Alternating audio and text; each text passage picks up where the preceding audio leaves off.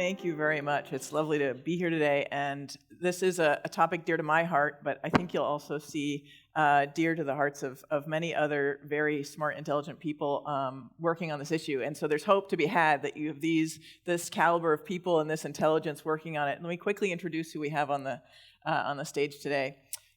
Colin Peppard works at Metro in the Office of Extraordinary Innovation.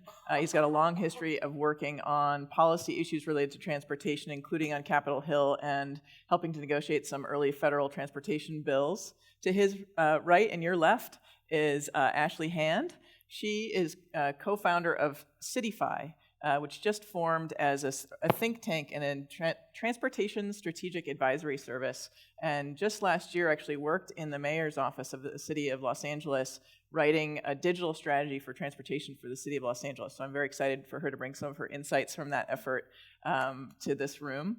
And at the end is Amanda Eaken from NRDC. She's the Director of Transportation and Climate at the Natural Resources Defense Council. She's done so much for the state of California, including working, yeah, right, I want to clap for all of them too, right? I mean, this is, high-powered group here. Worked incredibly hard on some of the work at the state level with regard to greenhouse gas emissions and changing the way we think about the transportation system and evaluate how vehicles move around. So warm welcome to all three.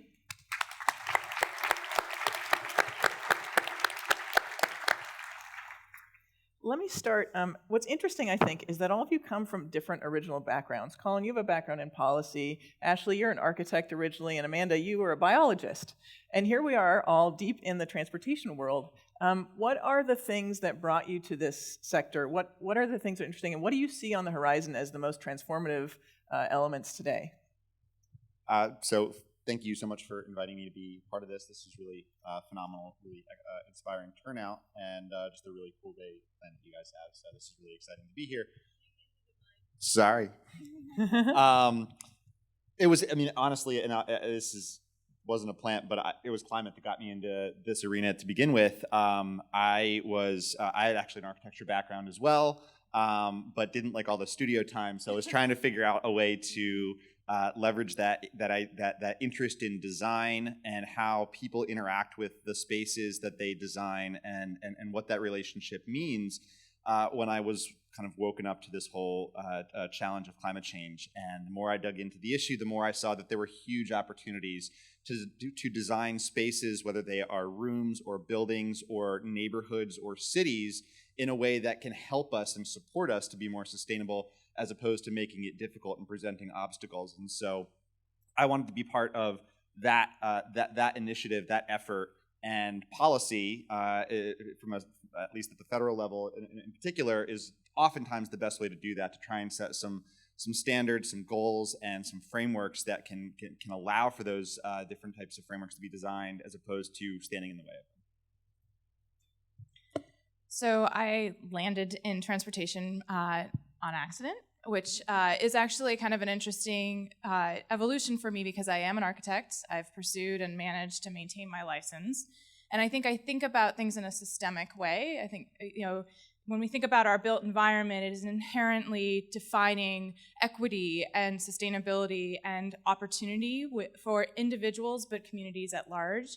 And if we think about what brings those communities together, but also creates opportunity within them, is how you move to access all the things that you need to live a quality life. And so I think when I moved back to Los Angeles, this is my second time in LA. The first time, I voted for Measure R and saw what was happening, and then I came back to see what actually happened as a result of it, which was really interesting after being away for about 5 years.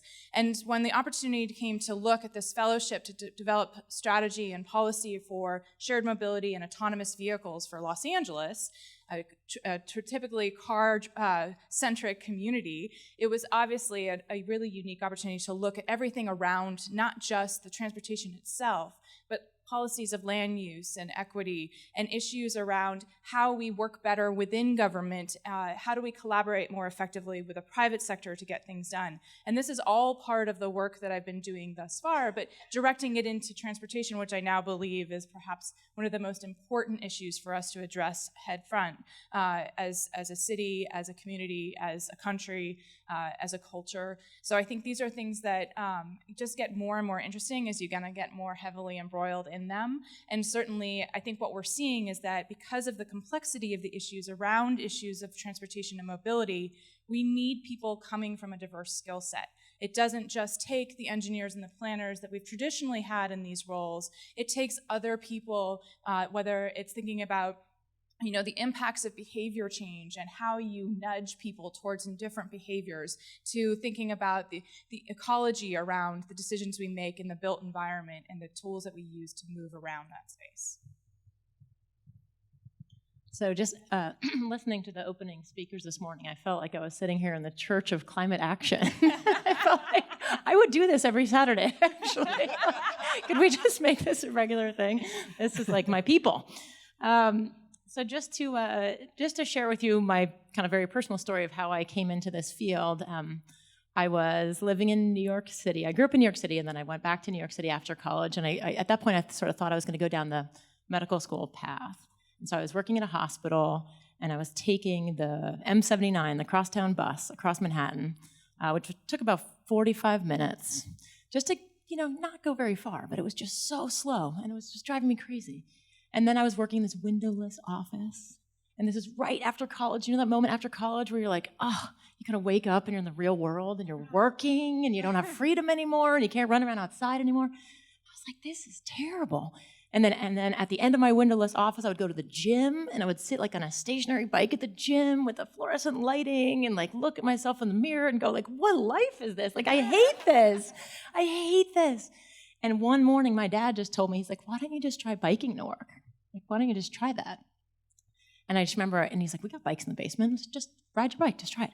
And so I just got on my bike, and I just remember like just flying across town. And every light, like I remember the bus would slow down at the yellow light, and I'd be like, just go, just go.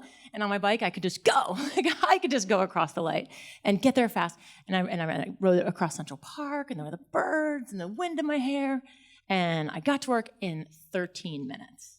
And I was like, oh my God, that completely changed my life. Like, it was amazing. And then, of course, that night, I didn't go to the gym anymore. I just got on my bike, and I rode laps and laps and laps around Central Park. And I was just like, how did I never figure this out before? This is unbelievable. And it was like that day, that moment, I was like, transportation has so much to do with our quality of life.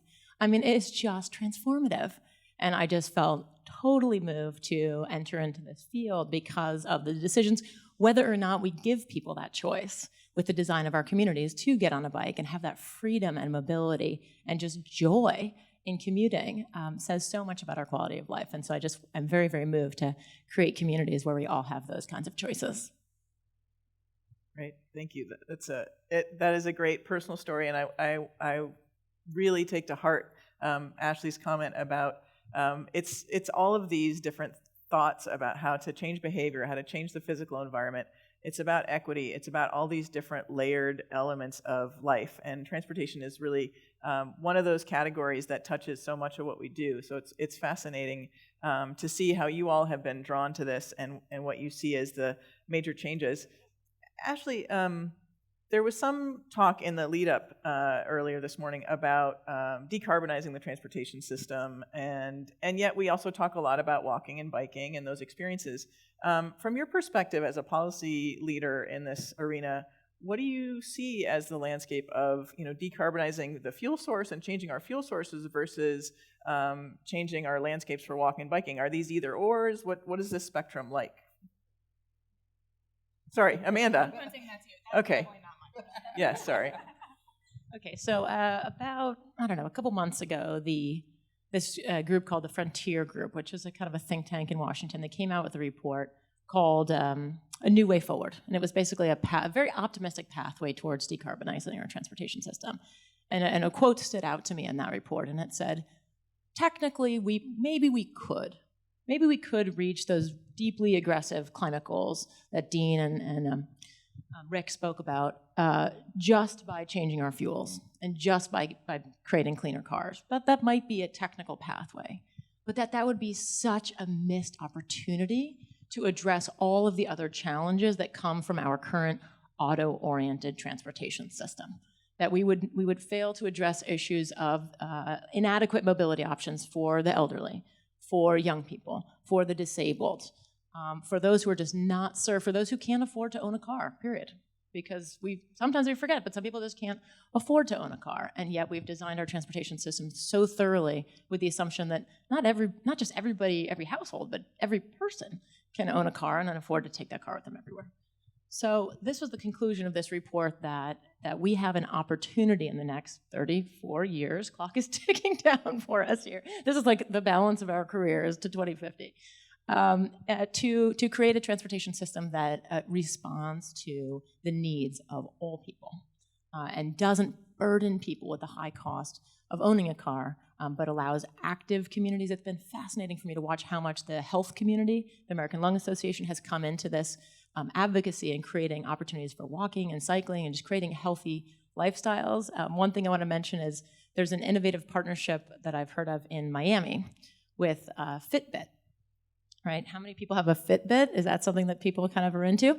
So why not sync up your Fitbit with your transportation decision making, right? So like they're even trying to get it so your Fitbit would be your bus pass. So you could just walk to the bus and get your little 10 minutes of steps, whatever it was, and then you could just use your watch and just hop onto the bus. And we're all so interested in getting our steps, and our transportation decisions have a lot to do with. It's kind of a shift in thinking. It's like, oh, the transit station's like 15 minutes away. I don't know. It's kind of far. It's like, oh wait, those are my steps. And just kind of like to shift the thinking around. I think there's a lot of opportunity to think about the negative externalities of our current system and how we could flip it around to achieving our goals. Ashley, your research was very much about innovation and about things on the horizon that are happening and ways in which we need to think about them. What do you see as some of those innovations that layer on the sort of baseline of the transportation, the walking and biking network? What do you see as interesting things going on in all of this churning change around transportation? Well, I think the fact that we have kind of a duality of systems right now, where we have a public system and we have a privately managed and operated system, has introduced new models that are being shared and adopted across both sectors. So I think there's a lot of interesting incentives that have been built and created through public transit models, whether it's thinking about an Oyster card or some type of Metro card that can be used to drive behavior change by creating incentives for people to ride transit by giving them a retail discount or a coffee discount or something like that, that's tied in and starts to link into our everyday behaviors and how you can use that to drive incentives. And then the other side of it is the kind of simplicity of the technology systems that are creating these platforms to allow us to have real-time access to what we need as a consumer, and being able to see all of those choices at once and compare them. So one example is a public-private partnership between the City of LA and Xerox to develop an app to be able to evaluate your trip options by faster, cheaper, or greener. And looking at all of the options, not just kind of what you see when you do a Google Maps search, for example, which does give you, I can drive myself, I could walk, I could ride transit, or you can click here for an Uber. This really looks at the true costs between those different options, and eventually will continue to evolve into a platform that allows you to pay for them in a single place, to reserve. So if you're using car sharing service, for example, you could reserve the car share. And so those type of things are really changing the way that we think about our mobility options. Because if we could start to kind of assume that maybe driving a car by myself is not actually the most convenient because there's a cost to me for parking, there's a cost to me for the time to find that parking, and factoring that into that algorithm that calculates how much time it takes you to get from point A to point B might actually start to equalize things. And so what we're seeing is that the emergence of these technologies that are underlaying these systems are providing us with better data to evaluate those choices with better information as a consumer, and afford us greater opportunity by creating a marketplace that is more competitive for those services. Yeah, it's fascinating. So some of the major innovations in transportation aren't actually new services, but rather the integration and the knowledge around what those options are and putting them in a place where they're easily digestible, so you don't have to have a PhD in transportation to know what your fastest and cheapest option is. That's really interesting. You touched on this interesting moment we're in where transportation had been largely something that was considered just a public problem. Public agencies dealt with it. Public agencies paid for it. Public agencies were alone in this effort. Colin, in your office, you manage Metro's program to accept unsolicited proposals. Presumably, I'm going to guess you're getting unsolicited proposals from private sector side, or at least are thinking about the role of the private sector in working with the public sector in some of these innovations. What are some of the things that you see on this landscape and things that people should think about when thinking about kind of the public-private roles around transportation? So yeah, Metro's unsolicited proposal process is very much geared towards giving the private sector an opportunity to say, here's something that you're missing, and we think we might be able to help you out with it. Now, a lot of the stuff that we get is just like, we have this great product, you should totally buy it, which is fine. But some of it is really innovative thinking about, hey, we looked at your problems and we see that if we were to run this aspect of your service, we might do it a little differently. And maybe you're prevented from doing it that way because of your governance structures or your procurement processes or some other vestige of bureaucracy that was put in place 10 years ago for some good reason at the time, but maybe it's not there anymore. And that incentive to evolve and innovate isn't something that's endemic to public sector agencies necessarily, but private sector companies are always looking for ways to improve. And so by allowing private sector companies to interface with Metro more directly, we're trying to bring that culture of innovation, that drive for innovation, and frankly, because there is an opportunity to make some sort of profit off of that. I mean, we do live in a capitalist system, and that's what drives a lot of this thinking. That people can find ways to capitalize on innovations. And what we're seeing is exactly what Ashley was talking about. It is shared mobility. It is integrated payment platforms. It is trip planning made easy. But really, what it boils down to for me is, when we have our car in our driveway, it's so easy. It's so easy to walk out. You've already bought this thing. Maybe picking it out was really hard. Maybe paying for it really sucked. But it's in your driveway. And getting into it, even if you know you're going to hit traffic, it's just this very predictable friction point that you just have to slog through.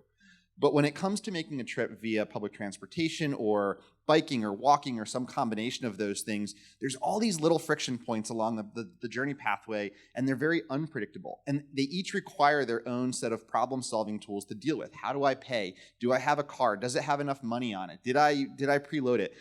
What does the transfer window look like? Where am I going to lock my bike up? Am I using the right type of lock? Am I going to be sweaty when I get there? And so what we're seeing with the innovations is that these innovations are focused on making those friction points disappear. And it's about deploying the right tool for the right job. That's one of the really big weaknesses of current public transportation systems, is that a bus is great for some trips, but not a lot of other trips. A train is very clearly good for some trips, but literally not able to make other trips. And so it's about increasing the set of tools that we have available and then linking them up in a really seamless way that for the user makes the experience of switching between them really, really simple. It's almost like the Apple motto, it just works. Mm-hmm. And that is the kind of innovation that we're seeing that we're really focused on trying to push forward. Mm-hmm. Interesting. Yeah, Ashley, I see you nodding. You're like, oh yeah, this is a lot. What are some of the things that agencies can do to make that a more consumer-based model? What are some things that the public sector can do? What are some things that people can do to try and advance the ease of using these different systems? So I think what Colin mentioned regarding the procurement process, which we designed really, is very effective at procuring gravel, but maybe not so effective in procuring technology. Yeah, exactly. A great price for gravel, but not so good when it comes to technology solutions. It's a very diverse world, and in the startup environment as well, you see the pace of change is incrementally so much faster than the kind of what we in government are typically building for. We build for 50 to 100 years. I mean, we don't think about these things that change with an upgrade on a weekly or monthly basis. So I think that's one thing that we have to really push for is a reevaluation. And I think what Metro is doing with kind of flipping that model on its head and trying to kind of understand what the possibilities are before defining the problem is a really interesting alternative. And I think a lot of places are starting to see that that is important to test that.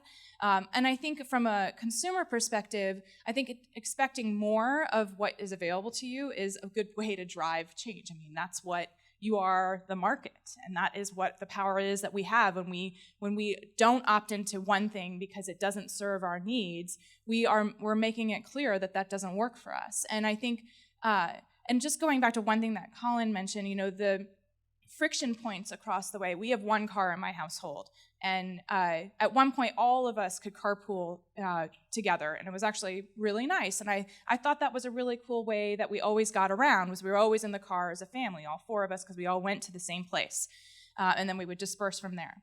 Well, I started working from home, and so my husband now takes the girls down to daycare on his own on the train. And while it may be a lot harder because they're 2 and 4, and so it's like herding cats half the time, their sense of enjoyment and pure, their happiness, their transportation happiness around their commute is so much greater, because instead of facing the back of the heads of their parents, they're facing directly with their father, sitting with them on the train. They're talking to every single person that they ever know. They know the regulars on the dash that gets them to the train. They know all of this, and they know their city. They know what stops they get off of. They know which way they walk home. They know their city in a way that when they're sitting in the back seat in a car seat, they don't know that. And so their experience of their city will completely be transformed. So I think what government needs to do is figure out how to measure for the quality of experience that different modes of transportation can afford us, and use that as a hard metric to evaluate and to regulate to. Because if something is not serving a community enough, we need to move that out and bring something else in that works better for that community. And we have to understand that the cookie cutter approach to providing services doesn't work. So how do you tailor a hyper-local solution to different neighborhoods, because those neighborhoods are different? You need a toolkit, but then you need the data to drive the decision-making around being very precise in how those things are deployed.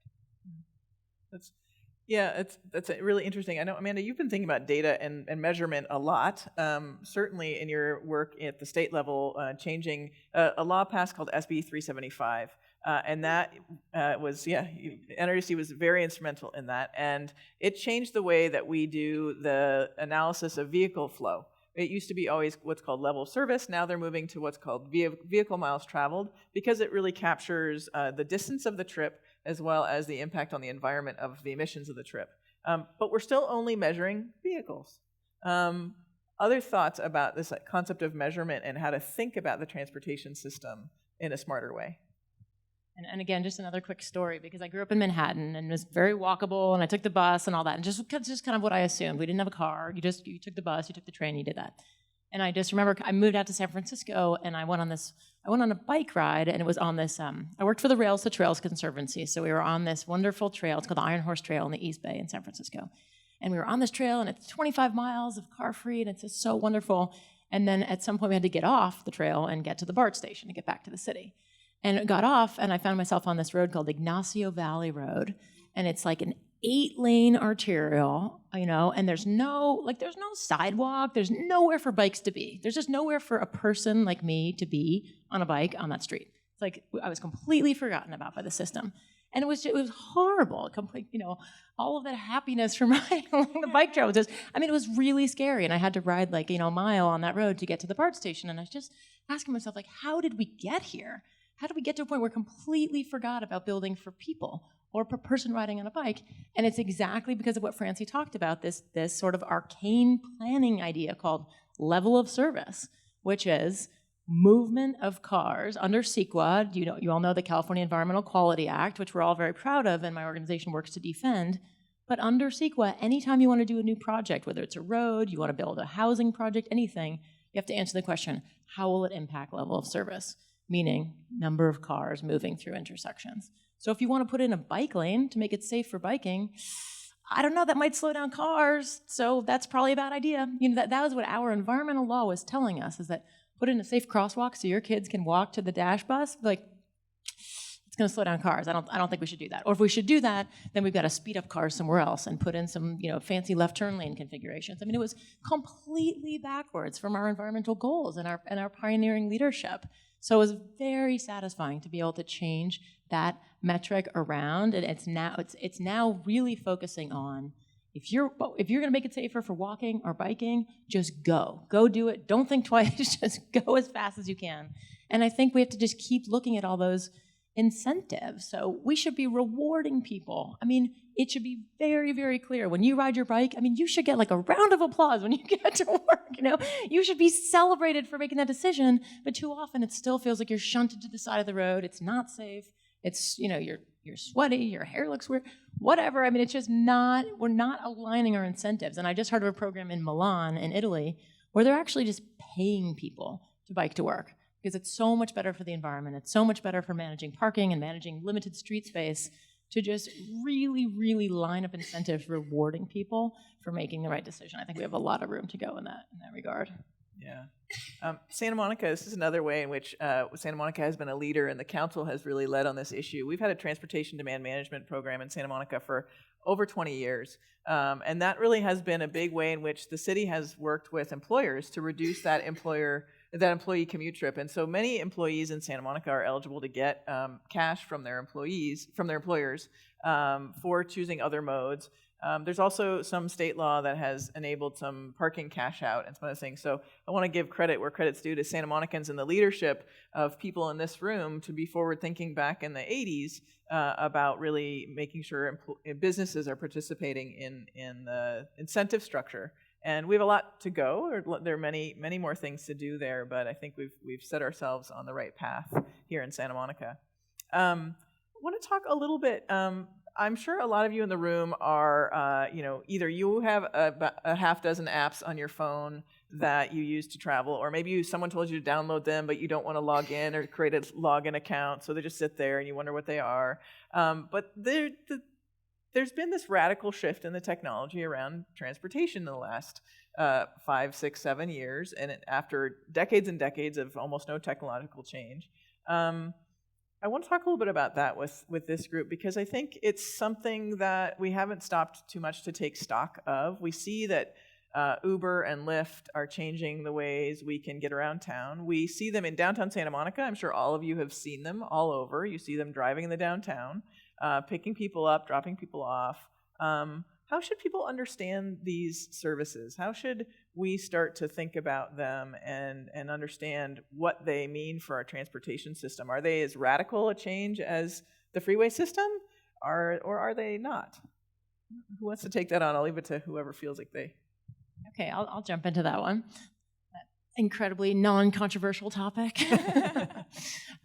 Because my organization, NRDC, we are actually conducting a study of the environmental impacts of Lyft and Uber, because there are so many different kind of theories of how Lyft and Uber are operating in our cities. Some people say, with Lyft and Uber, nobody needs to own a car anymore, because you can always just get a car on demand. And in fact, one of the factors, not the only factor, one of the factors in my family's decision to go car-free and sell our car was just that we could always get a car whenever we needed one. It was incredibly convenient, reliable, eliminating the friction points. Colin talked about that car is just going to show up when you need it. And then on the other end, you just don't have to worry about it anymore. It's very, very simple. So that's one theory. And if people don't own cars, we know they drive a lot less. So that's one theory. On the other hand, there is some concern that people are just taking Lyft and Uber instead of walking, biking, riding transit. Like myself, I sometimes run a little bit late, and sometimes I'll just hop in a. This morning I was running late, but I hopped on a breeze bike and came over here instead of walking, which was great. So that was fun, and that's because Santa Monica made that choice available to me. It's like, this is so convenient. Here I go.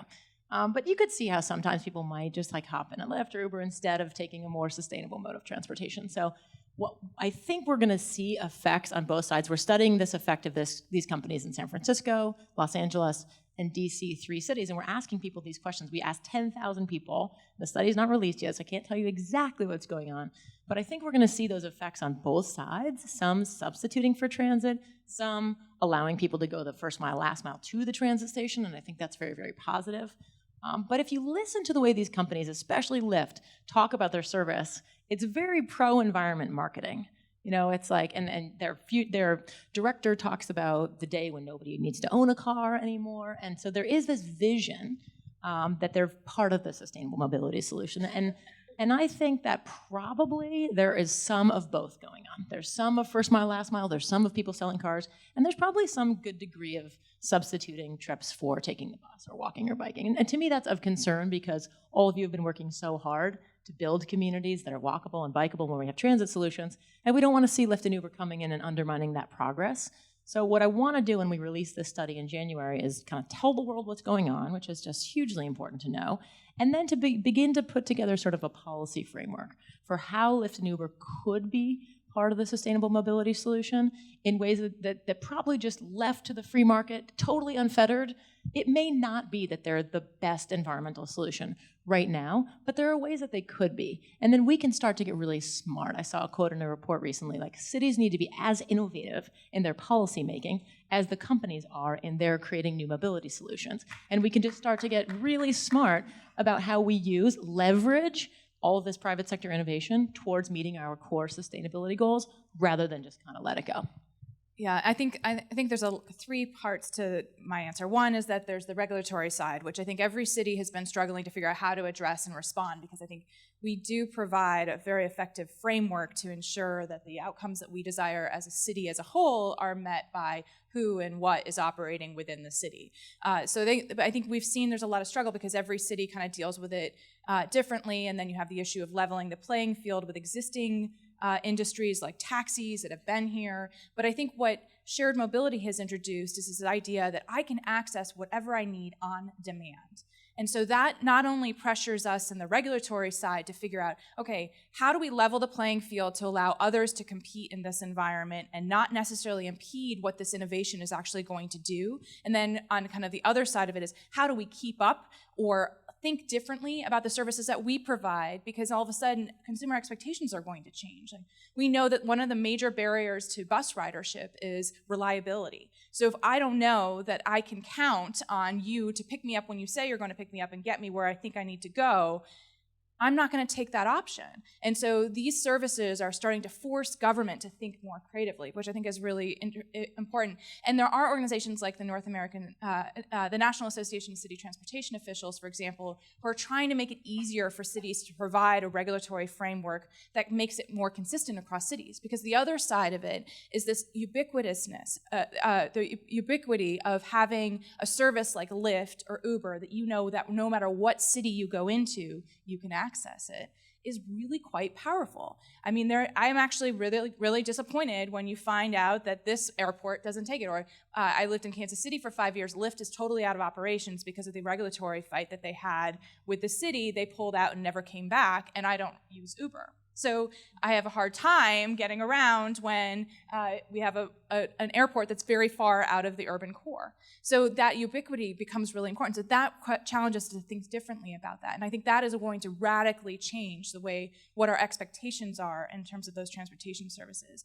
And then the third part of it, I think, really goes into, how this will inform the future of autonomy when we think about autonomous vehicles. So Uber, as we know, is testing autonomous vehicles right now in Pittsburgh. US DOT just awarded $40 million in funding to Columbus to start testing autonomous vehicles. The city of Los Angeles just won $3 million to deploy connected vehicle technology on dash buses to make them more autonomous-like. There is a lot of progression happening in that space. If we consider the model that shared mobility introduces, where we no longer have the same vehicle ownership model that we know today of I own my vehicle and therefore I use it and that's about it. But if we think about kind of this kind of connected platform to access these resources, that may change what autonomy looks like when we introduce that technology at scale. And I think that is something that the city of LA certainly was really curious about, and why they created this fellowship is because we didn't want to see the one-for-one replacement of an individual's vehicle with a fancy car that could drive by itself. Because as our population grows, we're not going to solve issues of congestion with a one-for-one replacement of these vehicles. We have to think about how can we create shared mobility with this autonomous vehicle technology. And that is really about getting out ahead and defining what that looks like, because the technology companies are driving it based on the technology. Government will drive it from the perspective of the community and our priorities as a city. Thank you. Thoughts? I know Metro did a pilot when Expo Phase 2 opened. We noticed that there was a pilot at the Expo stations in Santa Monica where there was for a short few weeks, there was an opportunity to ride Uber to and from the stations. Are there other things on Metro's agenda to think about those types of services as part of the transportation landscape? Yeah, so that was the first project that our office engaged in terms of pilot. And it was a 2-week pilot where you could take a shared, it had to be shared, Uber ride to or from any Expo station for a flat $5 fee. We don't know if that was the right price, the wrong price, but we just wanted to prove, because so many in Metro are saying we either can't do partnerships or with these guys, or we should regulate them out of business, or they're competing with our buses and stealing our riders. And it's like, look, if you think you're competing with, your bus and your Uber are competing, this is not a fight you want to be in, because they're gonna eat your lunch because they're unregulated and they have $65 billion in private capital behind them, and they're probably just gonna win.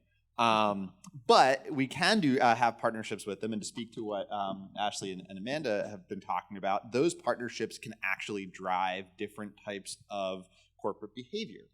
And so the biggest challenges in that pilot were around things like accessibility. Uber has a requirement that they have to take wheelchairs if they can fit in the trunk, but they do not have ADA accessible vehicles. That's a real challenge for us to figure out how to make that partnership. There are equity issues. $5 for some people, that's a really great deal for a trip to the train. For others, that's out of reach, and it's definitely above our $1.75 bus fare. So what does that mean in terms of equity? We didn't have tap integration. These were challenges of our business models that were really hard to overcome, and a lot of people in Metro said, just walk away, throw up your hands. It's not worth doing this. But we know that a lot of people are taking these services. They're voting with their dollars. They're voting with their feet and their butts. And so if we don't figure out partnerships to drive better corporate behavior that support the types of civic outcomes that we want to see, then we're going to lose that opportunity. So Metro is trying to build on that. We have at least 2 pilots that we're in the process of launching.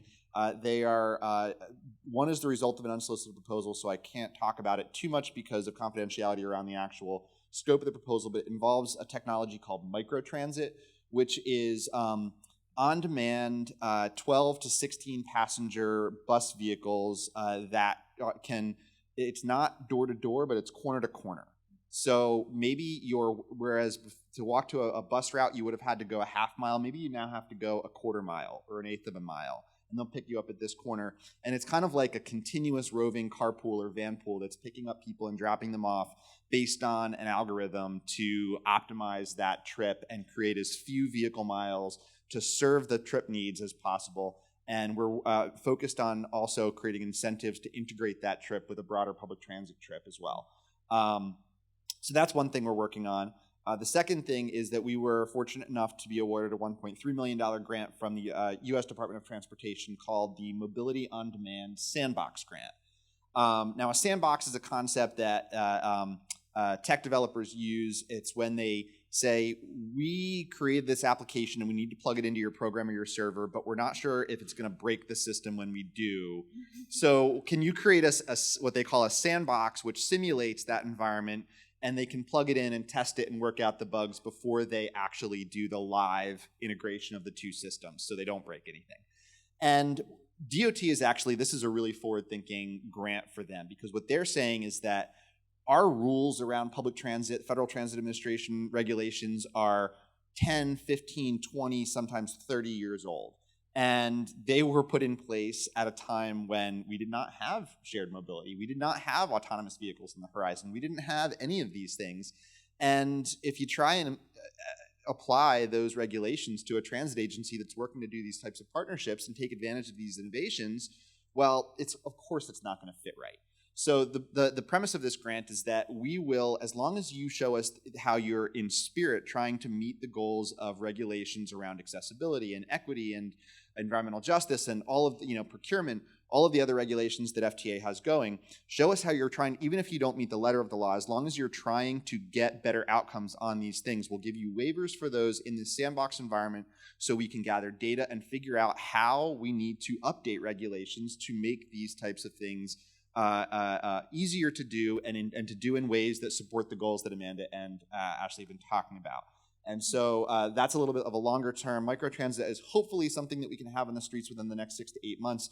But then the Mobility on Demand Sandbox Grant is a 12-month project design and 18-month deployment. So that's about a year off. But that's going to be focused on providing first and last mile trips.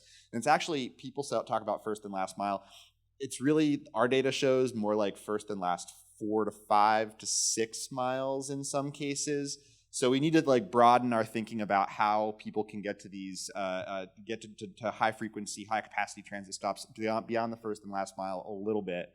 But those are the two things that we have on the horizon in this area, but that doesn't preclude more depending on what we have coming in the door for unsolicited proposals. Interesting, really interesting. Yeah, very, very interesting innovations, pilots, tests on the horizon. I think it's certainly an interesting theme that we see in government and private sector transportation issues, that people are trying new things, and it's risky, but governments are going out on a limb and agencies are going out on a limb and testing some new things with the leadership of people at the top of these agencies and the support of the communities that guide them to see what works and to try some different opportunities out there. I want to talk a little bit about the downtown, since that's really on a lot of people's minds here in Santa Monica. And, we see all of this shared mobility, autonomous vehicles. Again, you pick up the paper in the last couple of days and all of a sudden Bloomberg Philanthropies is now giving money to the city of Los Angeles to pilot self-driving cars in Los Angeles. This literally happened in the last 48 hours. So, it is this rapidly changing landscape. So we're going to be seeing things like self-driving cars in our area. We know that we've got the Uber Lyft. Is it going to make congestion better? Is congestion going to go away? Are we going to drive less because these things are available to us? Okay, so this all depends on how autonomous vehicles are deployed, how they're rolled out into our communities, I think. The projections, the studies that have been done on autonomous vehicles find this incredible range of potential environmental impacts. So if the vehicles, there's a Lawrence Berkeley Lab study, if the vehicles are shared, if they're deployed like through Uber fleets or Lyft fleets, if they're electric, critically, if they're powered by clean energy, they're electric vehicles powered by the sun and the wind, and they're shared and they're right-sized, because autonomous vehicles, connected vehicles, are able to communicate with each other, right? So they don't need to be kind of armored up with all this extra mass that our current vehicles are for safety, for collision reasons. So they can be a lot lighter, they won't take as much energy to power.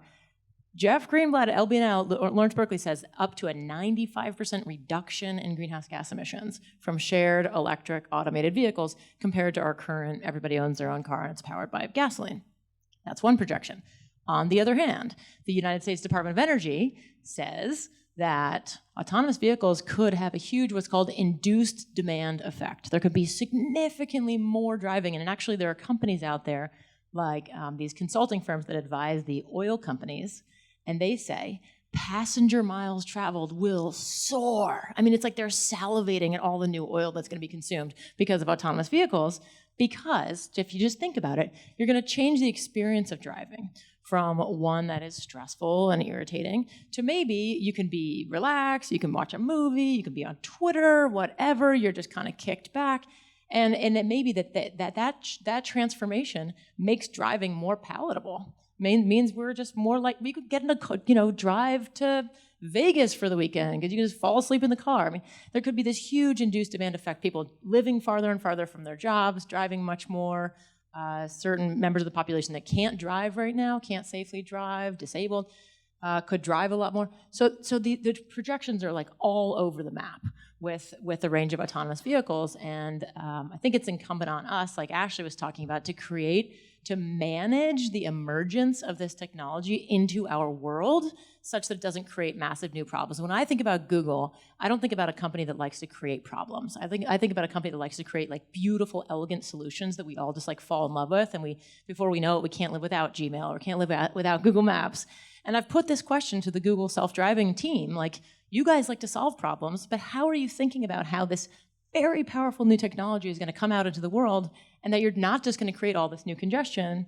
And they say, we're just really focused on the technology right now. Like, we don't really have time to think about those policy questions. And I think that's a major, major concern. Now, one bit of good news, Tim Papandreou, who used to be the head of innovation for San Francisco, is now gone to the Google team. So there's kind of like one of us on the inside of Google, hopefully running, like making some of these decisions. That's very, very hopeful to me. But we have to figure out how to manage this. And I just think it's really incumbent on us to put in place these strong frameworks so that we can get it right. Like, should all AVs be required to be electric vehicles? There's a policy idea. I mean, we could just start talking about that right now. Some people I talked to this week, I led a whole session on AVs at a conference earlier this week, said they shouldn't be allowed to be privately owned. They should only be deployed in these fleets, and they should only be shared. And so that's another idea too. But this is an extremely hot area, and we have to get ahead of it before some of these more disastrous consequences occur, I think. Mm-hmm.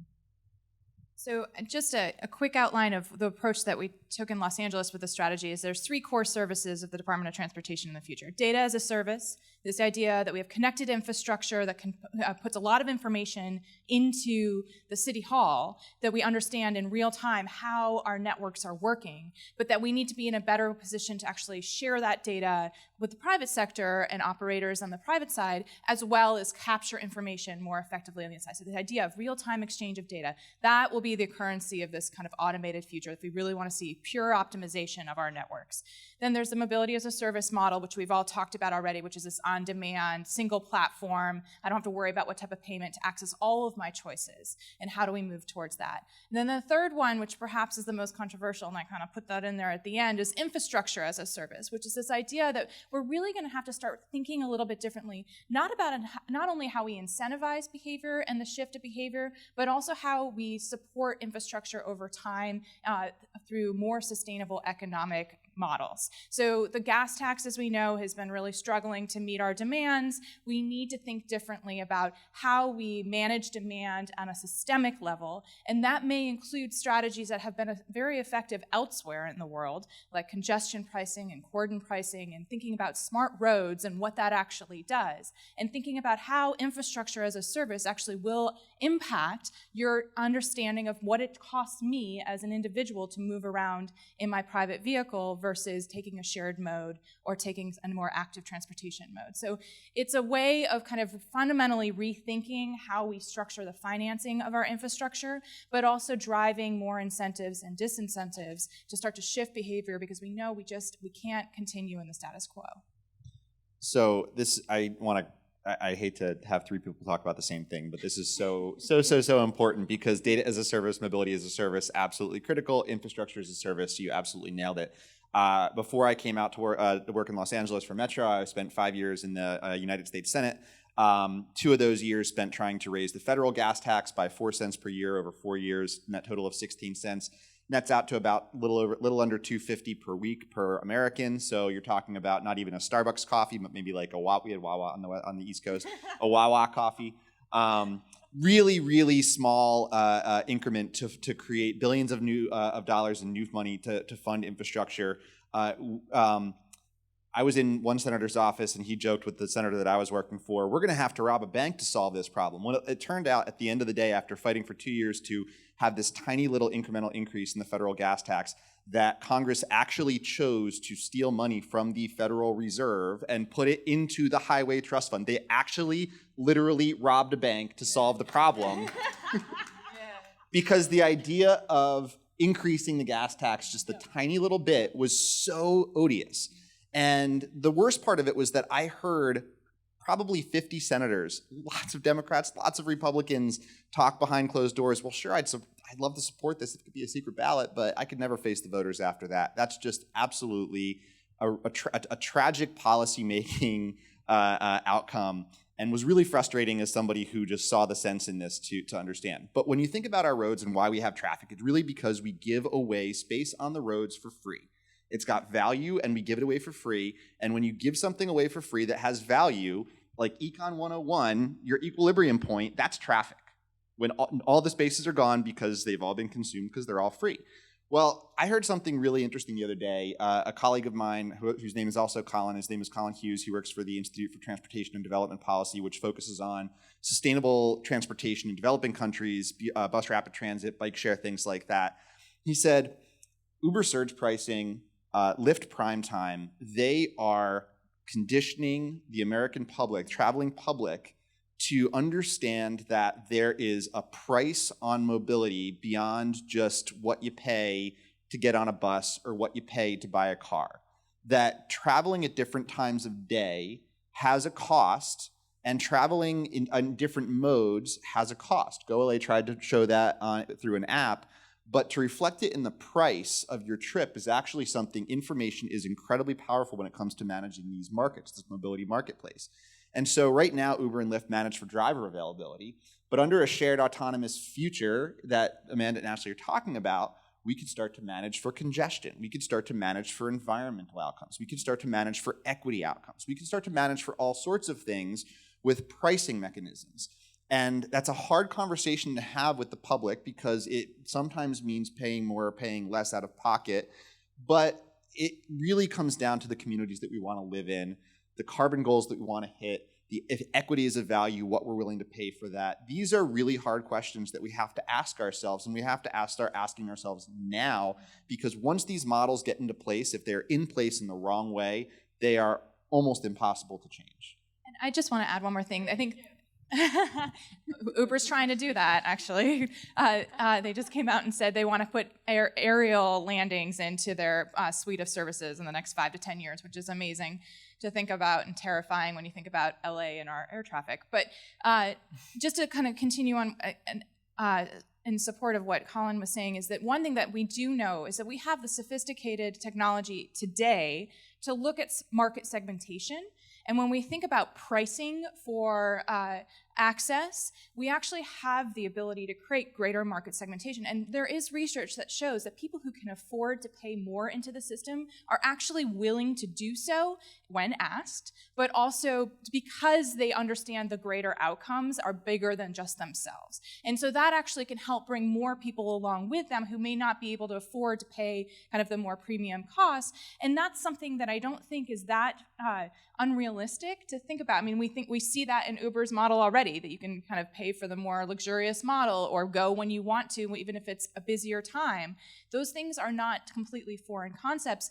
I think we have to not underestimate the ability for us to adapt as people. I think we constantly write in this fact that, oh, people won't accept that, they won't do it. And that's where the politicians, I think, get stuck sometimes, is that they aren't willing to push beyond what we know today. But we think about how quickly we embraced a smartphone. I mean, it is remarkable to think about how quickly that became so embedded that there are children that will never see a future without something that is completely connecting them to the rest of the world around them. And that is shifting our behaviors daily, and we don't even think about it. So we got to stop taking that for granted, that we do evolve, and we evolve pretty quickly. Amanda, I want to give you a chance to add to that too. Yeah. I want to just acknowledge that in Santa Monica, I think we all live in a world in which we have already begun to adapt to congestion in different ways. We all make choices at weekend peaks, whether we decide to park in the Civic Center and walk into downtown because it saves us 15 minutes, or we decide to ride our bike to downtown on a Saturday instead of driving where we might drive on a Tuesday morning. So we are all, I think, early adopters in understanding how our transportation opportunities and costs are changing our behavior. Amanda, when you respond and add, I wonder if you want to talk a little bit about the equity there too, because I think there's something to be said for, in an existing congested landscape, if there's a different pricing model, it can change those people that are economics 101 going because it's simply free, and maybe actually make it more accessible to all. I mean, to my way of thinking, we're at and I loved Rick's editorial or op-ed recently I saw about how we've reached a traffic tipping point.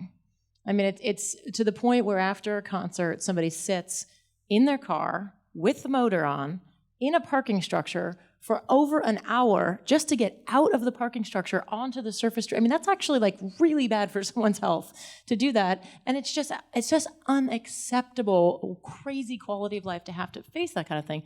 In Los Angeles, we spend on average 81 hours a year stuck in traffic congestion. I don't know if you heard Mayor Garcetti earlier this week at the Mobility 21 Summit say, we got to take our 81 hours back. I mean, think of all those things you could be doing with all that time that you're stuck sitting in traffic congestion. And so I'm really interested, because Santa Monica is at the leading edge of change globally, in looking at some of the innovative models from around the world. It just seems like we're at a point where it's like, we've just got to start trying things, trying more aggressive policies than we've had in the past. And so this summer I had a chance to go on an international tour and actually look at some models from around the world of what other cities have done to tackle traffic congestion.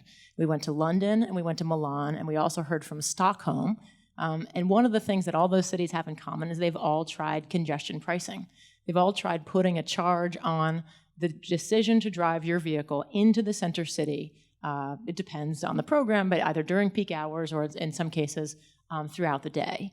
And when you can imagine, I mean, it's very natural, when those programs were first discussed, the opinion was, not warm. Not more than 50% thought it was a good idea.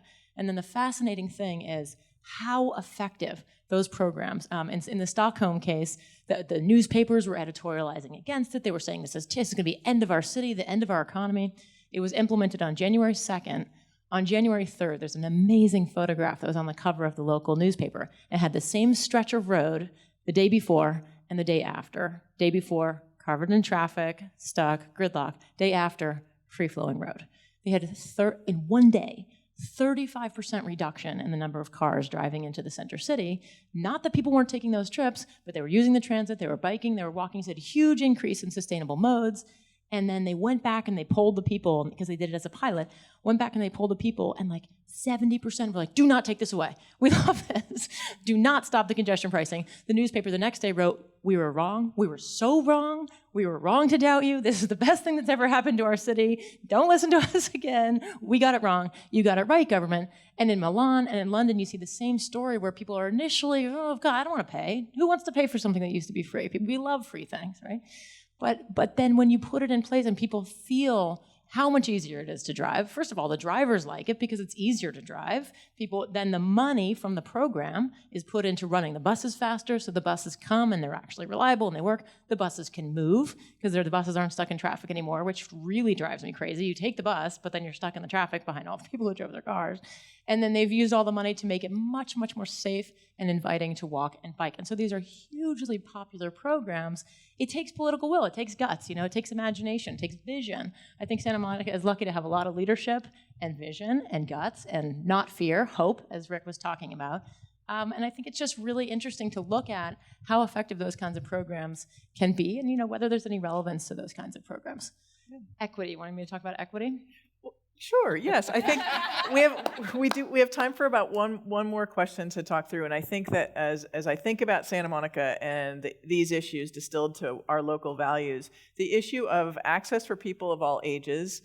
Someone touched on it briefly about those that no longer drive or are not yet driving, and how some of these technologies can enable that mobility where mobility is impaired for many reasons, but also the sort of economic equity. And I think that's just the last theme I'd like us to end on, because I think it's so important for us to think about how these technologies can circle back to serve our basic values as a community. Okay, well, I'll talk about equity quickly. Ashley mentioned this Columbus, Ohio, just got $40 million from the federal government, from USDOT. One of the most compelling, in my mind, case studies of one of the neighborhoods they're going to be looking at piloting new solutions in is a community called Linden in Columbus. It's a traditionally African-American community. There are no medical facilities in this community. There are no OBGYN facilities in this community. There are also very poor transportation options in this community. This community has an infant mortality rate that is 4 times as high as the national average in the United States because there are such poor access to OBGYN facilities. And they focus in on that fact. And it just becomes, to me, so self-evident that you have to start to address challenges like that through improved mobility solutions. So they're going to plow some of that $40 million into looking at how could we listen to the community, respond to the community's transportation needs in a way that can start to address some of these heartbreaking staggering statistics about inequity in terms of just access to opportunity. So I think to me, these kinds of anecdotes are very, very compelling, and we just have to start looking at inequitable access to opportunity and just basic life needs, and we have to be very, very directed and focused in where we invest our resources to address these historic inequities. I think another way of thinking about equity is about between the different mode types, and I think pushing forward and continuing to advance the progress that has been done to build an infrastructure that supports all modes more effectively and more safely. I think that is something that a pedestrian should not be concerned about their safety. I think we need to eliminate all beg buttons, frankly, at every single intersection. As a pedestrian, There's a pedestrian push button at the call on the button. pole, also known as a beg button. A beg button is when you go up to an intersection, you have to push and wait for the light. In Kansas City, we tested a technology that senses when more than one person walks up to an intersection and actually prioritizes the pedestrian first to cross. So it's a really nice way. They reach them from bikes. Well, the same thing, but there's no reason why we couldn't sense that automatically. Smart cities technology is already here today that allows for that type of sensoring to be done. So I think there's these tools that we have that we can continue to push that forward, and then that creates more equity in the system because you're making it more desirable and safer and certainly more fun to be a pedestrian or a cyclist or get the buses out of traffic. Amanda mentioned that. We can prioritize buses on our roadways. It takes a little bit more work to do that, but there are things that can be done, and that technology exists now. I don't have a lot to say about equity that hasn't been said, and actually I think that the single best thing that anybody could do to think about equity when it comes to transportation is to watch Tamika Butler's keynote at it's on YouTube, the National Association of City Transportation Officials recent conference. She calls it Planning While Black, and it is it's an hour-long talk. It is phenomenal. It changed the way I think about transportation planning and infrastructure and all these things. So she has a lot. She's also the executive director of the LA County Bike Coalition. So she's right here in our backyard and a real hero of mine. So I urge everybody to go watch that as opposed to listen to a white man, Tamika Butler, a white man talk about equity. But the thing that I do want to talk about as kind of a parting note is the idea of risk-taking in government. We oftentimes, and rightly so, want to hold government officials accountable for spending taxpayer dollars very wisely, and that makes sense. But that can be taken too far in terms of saying, don't take any risks. When it comes to what is waste and what is not, if you get it wrong, you wasted my money. That's not necessarily always true, and in the startup environment, there are certain principles. It's get a product out there, test it out. If it's going to fail fast. Don't drag it along. Learn something from your failure, reiterate based on that learning, and put out a version that's a little bit better. That kind of thinking is absolutely antithetical to the way that we do things in government. And that means that instead of reaching for stretch goals, instead of reaching for new models, we grasp at something that's just good enough that will be a little bit better than what we have so we don't get yelled at. And that kind of thinking is a real, when you're buying gravel, that makes a lot of sense. But we need to be able to try things and fail. We're not going to get it right the first time. This environment is changing too fast. There are too many solutions out there. There are too many variables. We're going to get things wrong. And you should certainly hold us accountable for making sure that if we get it wrong, we do so in a way that's open, transparent, accountable, that we fix the mistakes and make a system that's better, but allowing government officials some degree of risk-taking is really important. And that's why I'm so happy to work for somebody like Phil Washington at LA Metro he says all the time, as a CEO, I own well-intentioned failure. Just don't do it again. And so that's something that as Santa Monica is thinking about how to hit its carbon goals, how to hit its sustainability goals, take risks. Be bold, take risks, be willing to fail, just learn something from it and do a little bit better next time. That's a great note to end on. I need your help. I need all of your help. We have today a workshop, an open house over in the other building about the downtown community plan. It is specifically about transportation innovation, and it is seeking your thoughts and your guidance about what would be the best things to try in Santa Monica. What are the things that we should pilot? What should we, what risks are worth taking? And I need your thoughts. So please take a moment when you're here today, even if you just go over for a few minutes, and put your thoughts down. Let us know what it is that you'd like to see as the innovations. And if it's not on the board, grab a marker and write it down, but please be part of the conversation and continue to pay attention and be part of this evolution. And with that, I want to thank this awesome panel and all of you for your time and attention.